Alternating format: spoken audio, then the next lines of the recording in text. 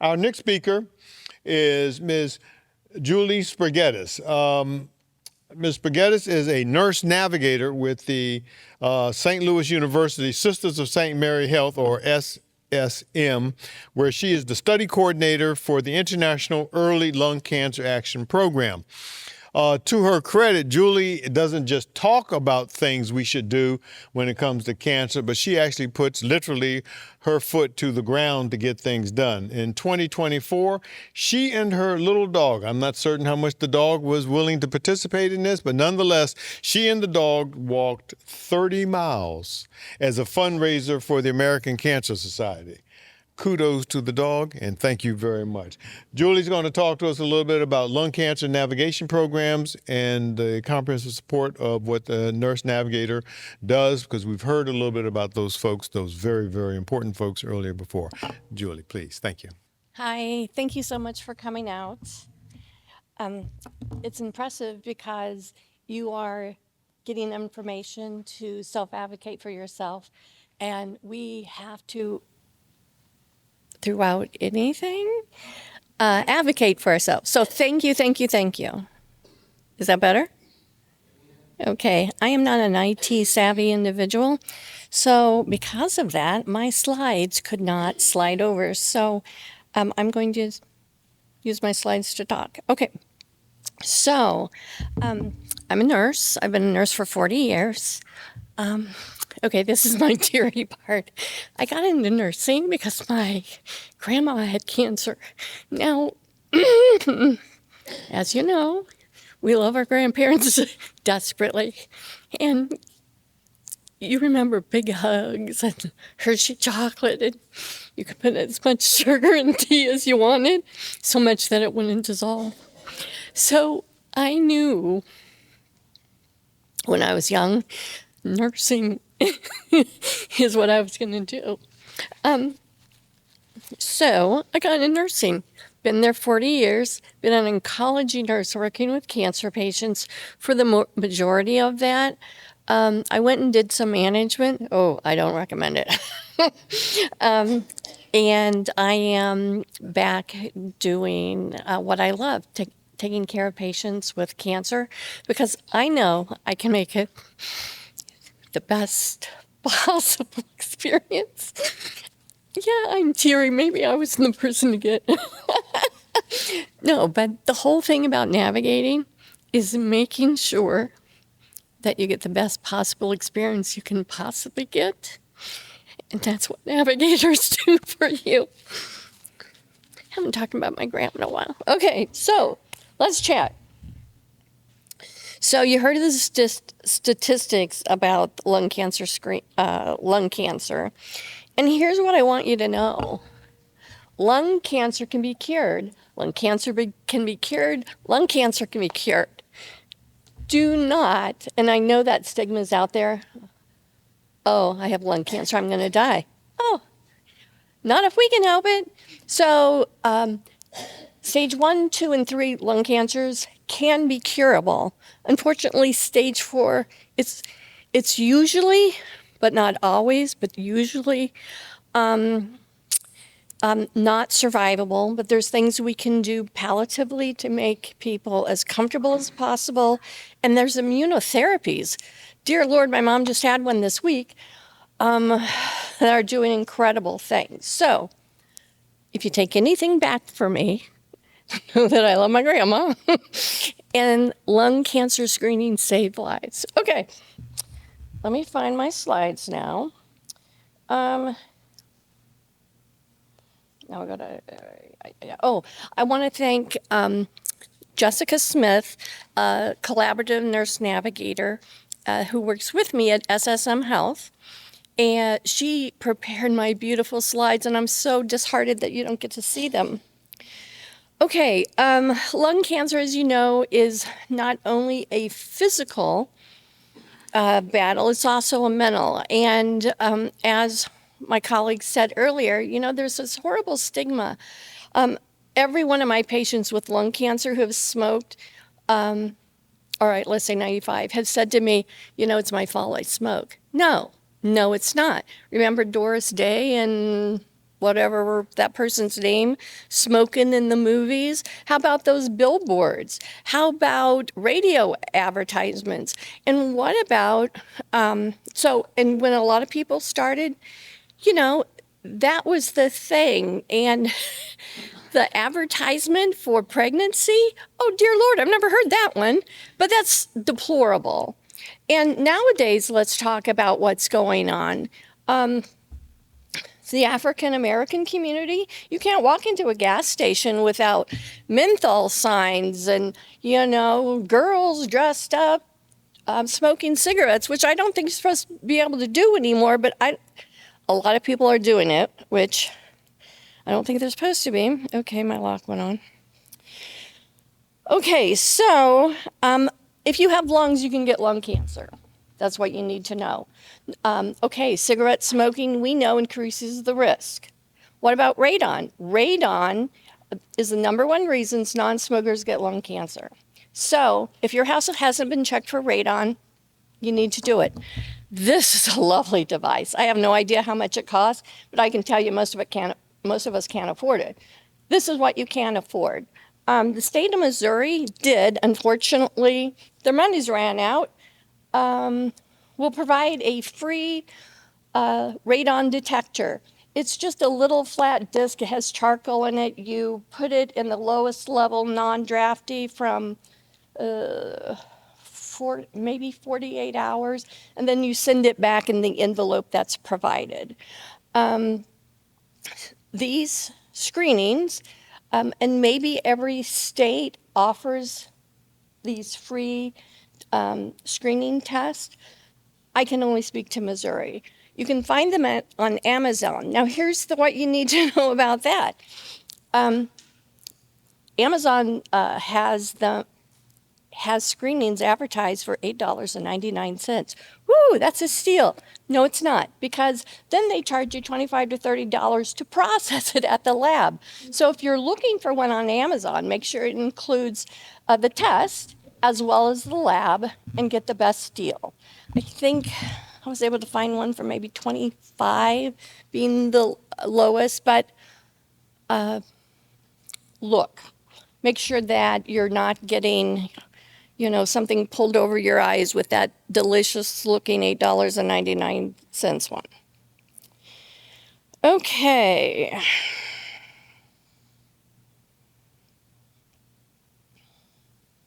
I told you I'm non-savvy. Okay, so we know that there are disparities in healthcare. We know that the African American community is also impacted by that. We know that when we look at the American Cancer Society, African Americans are 13 less likely to be diagnosed early. So what's happening is we're finding later stage or late stage lung cancer when it's not curable. When we find it early, it's curable. Stage 1 is very curable. Stage 2 has less curability, but there's still things we can do.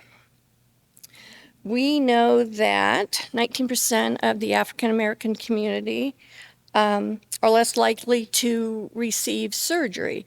So stage 1 lung cancer surgery is the gold standard. That's what you want to have. And if you can't have it, there's a cyber knife that's not a knife. It's beams of radiation that can provide that life-saving treatment for you.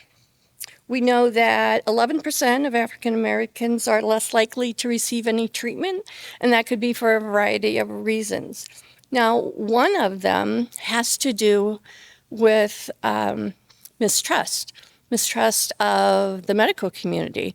I'm sure everyone here is in the African American community is aware of the Tuskegee trials, and probably have relatives or cousins or aunts or uncles or individuals who might have been impacted by that. So that has led to a lot of mistrust, not only then, but through the generations. And the African American community is 13% less likely to survive 5 years compared to white individuals. And that is because of a lot of barriers and misconceptions as well as trust issues. So, as one of my colleagues had mentioned earlier about the lung cancer screenings, over 14 million individuals in the United States are eligible for lung cancer screenings. The white population, I don't write down, but it's 4.7% of that 14 million white individuals are getting screening. That's a whole lot of people that need screening that we can save lives. Unfortunately, the African American, eligible African American individuals, 1.7% are being screened. That's not even 2% of that 14 million. That's, again, a lot of lives that we can be saving if we can reach the community, provide that education, break down any barriers, and help get screenings done. And being able to address those disparities is critical to overcoming them and getting those lung cancer screenings. So, what is a lung cancer screening? It's a low-dose CAT scan. It's a CT chest. So you go in this big, I know you can't see this, but I can show you later. It's the big donut, and you lay on a table, and the table moves inside this great big open donut. It's open, it's not small or confined, and it doesn't take, I don't think, more than 10 minutes to actually do the low-dose CT of the chest. You can also hear it referred to a low-dose lung cancer screening, low-dose lung screening, LDCT, low-dose lung cancer screening. So you might hear different names, but it all means the same thing. And again, the medical community, we like to make it challenging, clearly. Okay. What's different from a low cancer screening from, a diagnostic or the standard CT of the chest? It's the amount of radiation. I read, but I couldn't find the statistics to document it in my presentation, that it's 90% of the radiation. Don't quote me on that one, but it's significantly less. So what's the difference? So when you get a CT of the chest, a low-dose CAT scan, they take a picture of your lungs, and it's slices. So the slices aren't as clear, but they're clear, as the high-dose CT of the chest. So the high dose is a really crisp picture of the lungs and the vessels, and you can still see bones or anything associated in that range. The low dose has less radiation, so it's not as clear of a picture, but it still picks up lung nodules, masses, something larger than a lung nodule, something concerning. So it's an extremely great tool. And you might ask, well, why can't I just have a CT, an X-ray? Well, the study that proved that lung cancer screening saved lives compared chest X-rays, a group of chest X-rays to a group of individuals getting screened at the same interval, and it proved that lung cancer screenings were superior. And X-rays can't show they don't necessarily show small nodules. They might, but the likelihood is smaller. So lung cancer screening is superior than X-rays. So you might have to change into a gown. A lot of times they'll just have you flip your necklace to your back. They might ask you to take it off.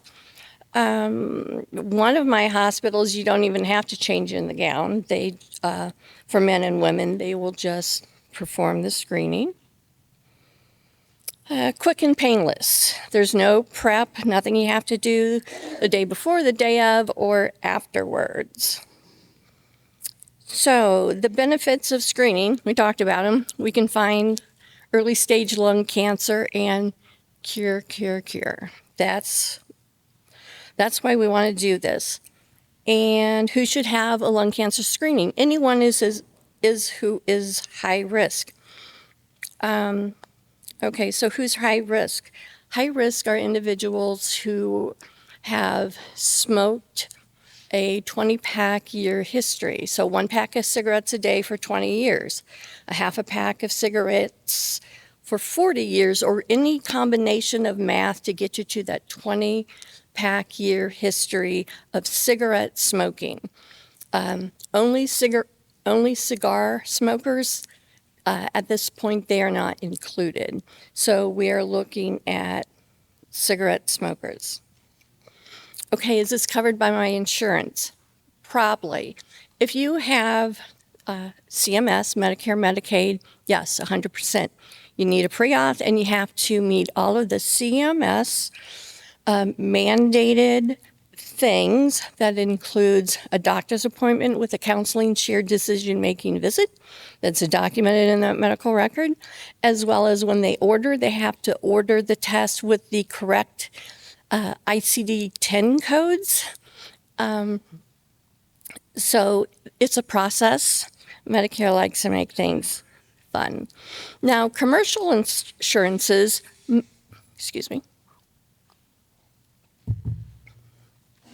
most of them will pay for a lung cancer screening. There's 2 sets of guidelines for lung cancer screening. There's the CMS or Medicare, Medicaid, and that is age 50 to 77. A current or former smoker, somebody who have quit within the last 15 years, is a former smoker. They have to be no signs or symptoms of lung cancer, so no unexplained weight loss or new worsening coughing, coughing up blood, that type of thing. Age, smoking, what'd I miss? Okay, I think that's it. Now, the difference with the U.S. Preventative Services Task Force is that if you have secondary insurance that covers, you're able to get a screening with with the criteria similar, except you can have them from age 50 to 80. So there's 3 additional years. Okay.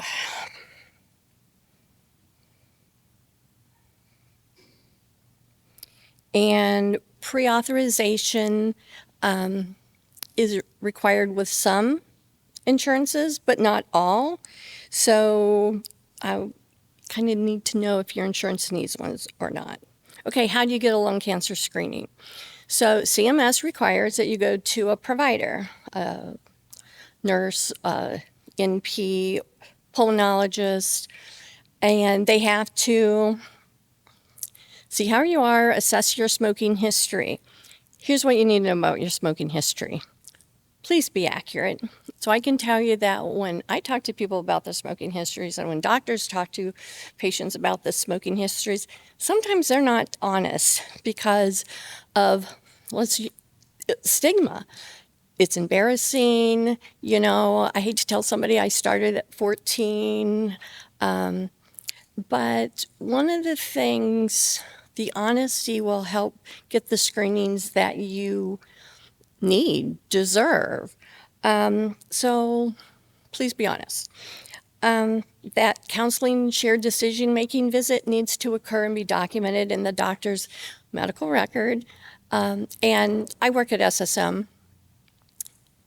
When we get, so our doctors that work in our institution, before a screening, we make sure that that documentation is there.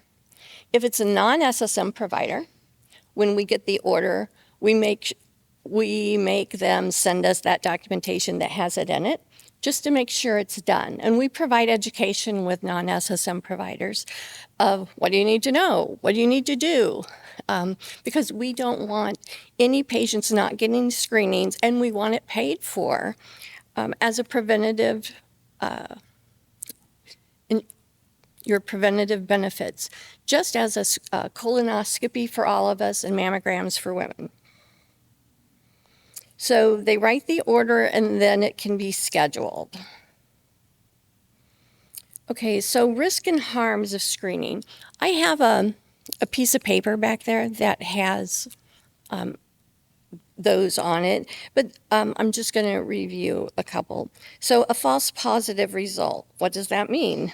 That will say that it looks highly probable you have lung cancer, but you may not. So that may lead to additional testing, biopsy, and or treatment that you didn't need, overdiagnosis.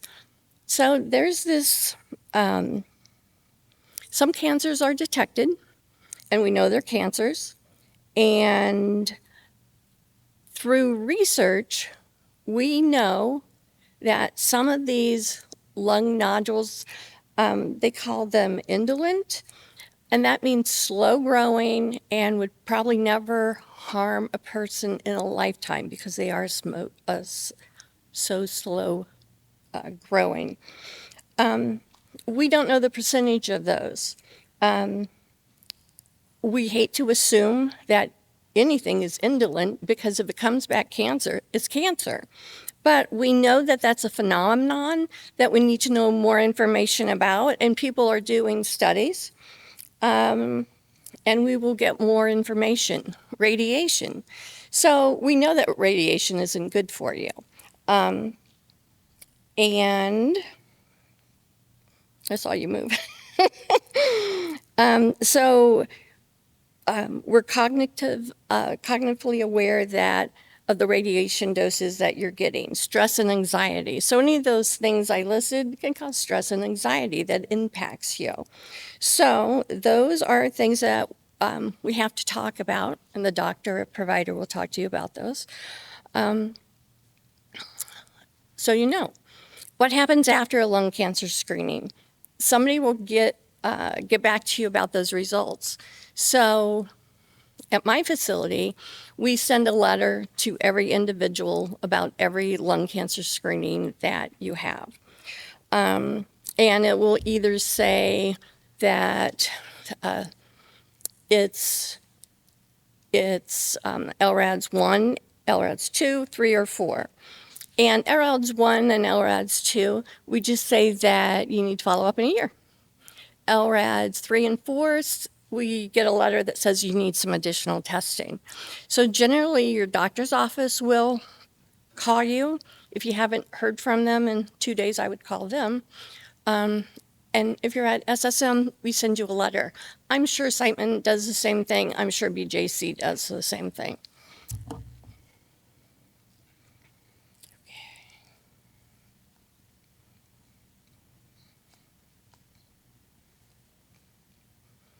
So, navigators.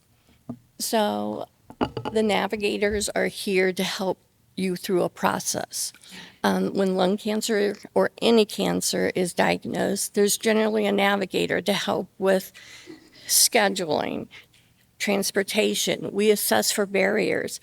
Do you have insurance? Do you have transportation? Do you have family support?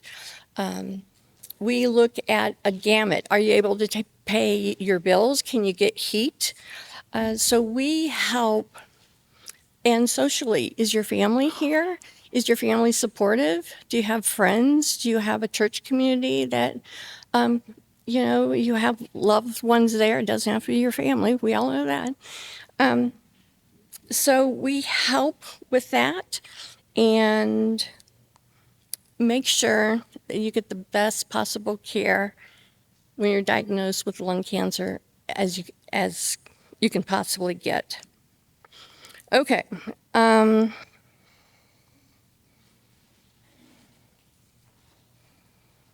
sorry, my slides are goofy. So the best possible thing you can do, stop smoking.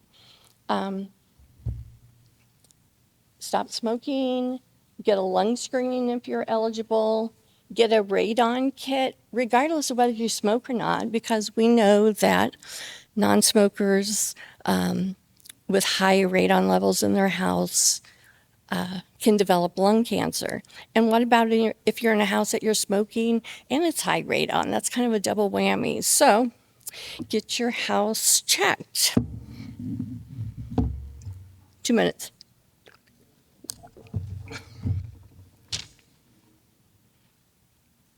So if you live in an apartment in radon, your apartment, whoever owns it, should be checking. So check with them. Ask which building they checked. Because say there's 6 buildings, if they checked building 1, well, what about the others? You want to make sure that your building is checked. What if you get lung cancer? What about support groups? There is a lung cancer connection. It's here in St. Louis. It's a homegrown support group. A lady developed lung cancer, stage 1. She said, where's the support group? She went looking for one. There wasn't one. Well, she said, by golly, there's going to be one, and she started one. It's a great support group. It's for family, friends, loved ones, significant others. They help provide education, help find resources, a list of resources, and they also provide money for research, valuable research that is being done here in the St. Louis community.